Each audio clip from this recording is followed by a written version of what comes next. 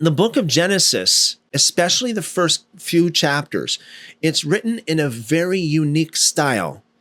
And the author uses a method here that's not typically chronological.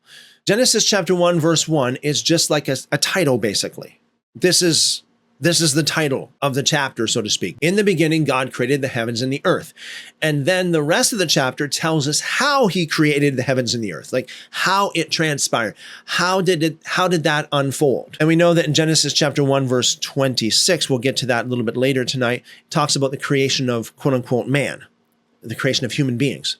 And again, in Genesis chapter 2, it talks again about the creation of human beings. And again, I know some people, they get their minds so stuck in these chronological ruts, they can't think beyond the rut that they're in. So some people think that God created the heavens and the earth in verse 1, and then that was a whole new creation, and that creation produced all of these beings like we have, like the angels or the demons that we have.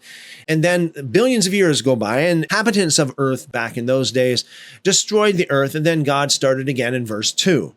And then he created man on day 6, and then in Genesis chapter 2, he creates another man, Adam. I don't buy that theory either, because I do believe that the writing style here of the author of the book of Genesis is such as the author makes a statement, unpacks that statement, and then he zooms in, if you will, on one of the things that God created, especially man, and he unpacked that in Genesis chapter 2. So it's all talking about the same creation.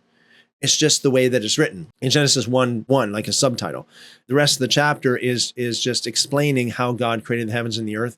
And then in Genesis chapter 2, explaining how God created man, not that God created another man.